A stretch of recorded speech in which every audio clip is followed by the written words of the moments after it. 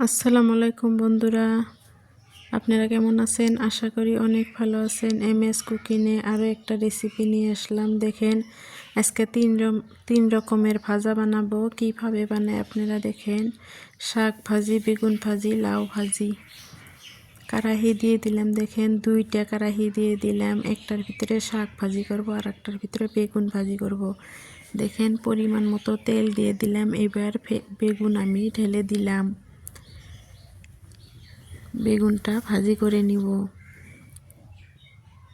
এবার পরিমাণ মতো লবণ দিয়ে দিলাম, পরিমাণ মতো হলুদের গুঁড়া দিয়ে দিলাম, ঝাল মতো আমি মরিচের গুঁড়া দিয়ে দিলাম।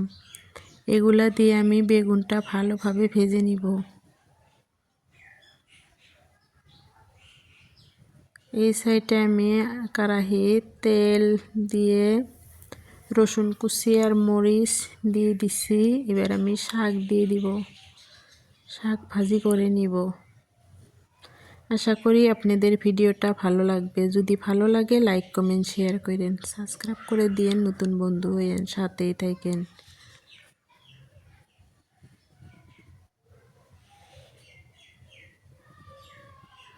এবার আমি পরিমাণ মতো লবণ দিয়ে ভালোভাবে শাকটা ভেজে নিব।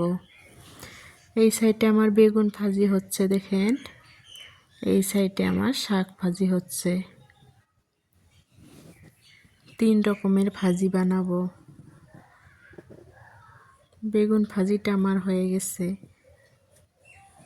শাক ভাজিটাও হচ্ছে পড়ায়। দেখেন লাউ ভেজে নিব। কড়াইতে আমি পেঁয়াজ কুচি আর মরিচ কুচি দিয়ে দিচ্ছি। এখানে লবণ হলুদ দিয়ে দিচ্ছি লাউয়ের ভিতরে। দেখেন আমার মরিচ আর পেঁয়াজ ভাজা হয়েছে। এবার আমি লাউ ঢেলে দিলাম।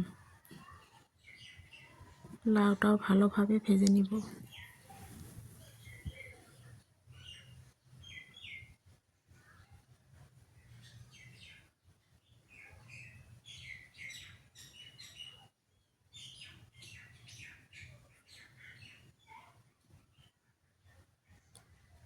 লাহে লাহে আমার লাউ ভাজার কালারটা চেঞ্জ হয়ে আসছে, দেখেন।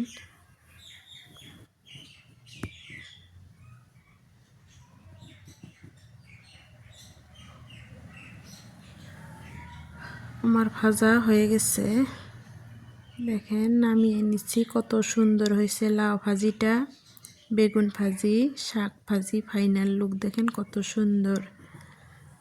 আমার আজকে দুপুরের মেনুতে দেখেন আছে মাংস, শাক ভাজি, বেগুন ভাজি, লাউ ভাজি। ভালো থাকবেন, সুস্থ থাকবেন। আল্লাহ হাফেজ।